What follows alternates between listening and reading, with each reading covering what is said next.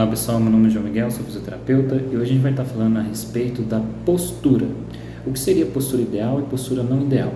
Bom, muitos profissionais da área do movimento, tanto fisioterapeutas como profissionais da educação física, alguns médicos, ortopedistas, têm debatido bastante esse tema, que tem levantado também uma certa desconsideração por muitos acerca da responsabilidade que devemos ter sobre a maneira como nos portamos ao falar para os pacientes, que muitas das vezes são totalmente leigos, a respeito do que seria ou não uma postura ideal.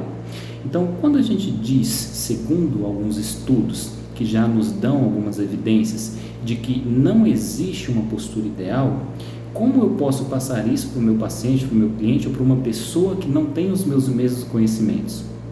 Vamos lá? É bastante simples. Se eu digo que não existe postura ideal para uma pessoa que não tem o meu conhecimento técnico, a pessoa vai pensar que ela pode ficar em qualquer postura.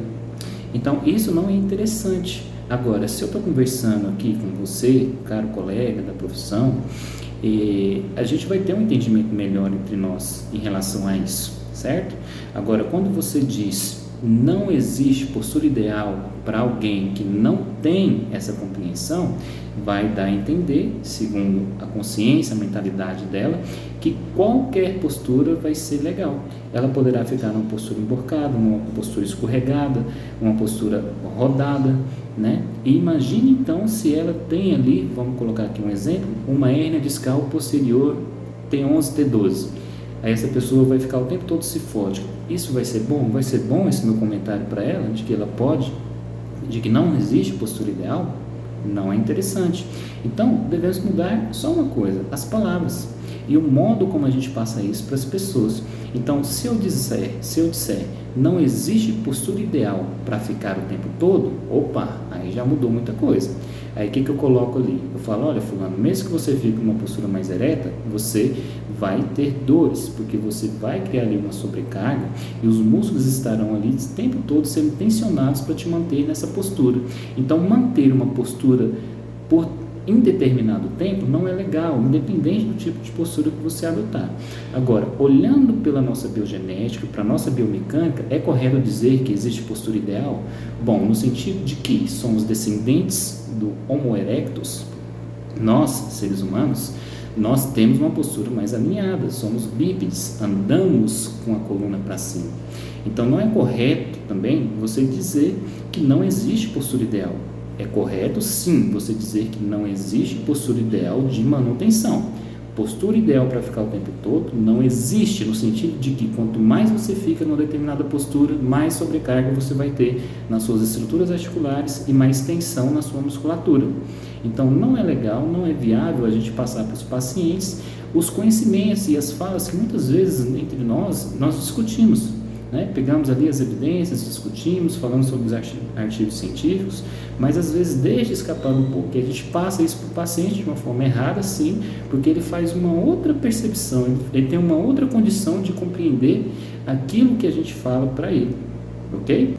Agora, fazendo uma pequena reflexão, imagine se eu disser aqui que não existe postura ideal, e um paciente com uma escoliose com mais de 50 graus ouvir essa minha fala e a partir disso querer abandonar o tratamento, se bem que uma escoliose com mais de 50 graus já é uma indicação cirúrgica, mas ele querer abandonar o tratamento, seja qual for que ele está fazendo, porque você falou na rede social ou você está espalhando de que não existe uma postura ali para ele ficar, que tudo vai dar na mesma.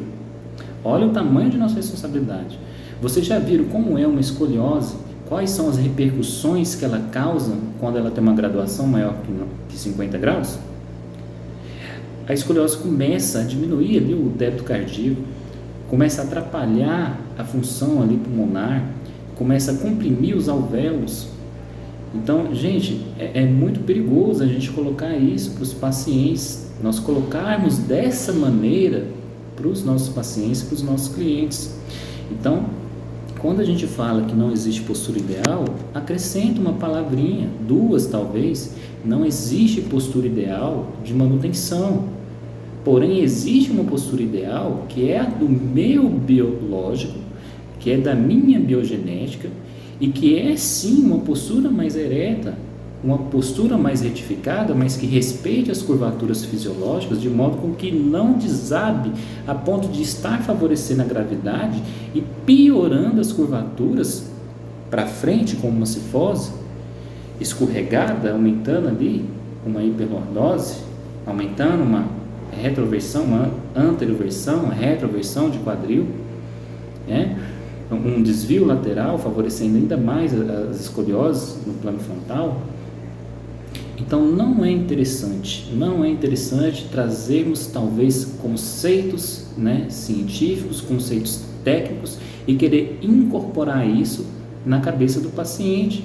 Ele não terá o nosso entendimento, ele não terá. Então, pensar que devemos ter um pouquinho mais de consciência, parar de ficar o tempo todo restrito, né, a parte das evidências que se dizem científicas. Sabemos que tem metodologias hoje em dia bem fracas, né? Você tem ali uma evidência A e B, mas você olha todo o processo do estudo, deixa a desejar, né? Então, não descarte a evidência clínica. Não estou falando para descartar a evidência científica, mas estou falando para não descartar a evidência clínica e saber como colocar cada situação dentro, né, da concepção ali que favorece o entendimento de cada pessoa, ok? Essa é a dica de hoje. Foi uma informação aberta a todos, né? Muito mais talvez aos nossos colegas aí do movimento, e que fique a reflexão para todos nós, ok? Obrigado, até mais, é sempre um prazer e até a próxima.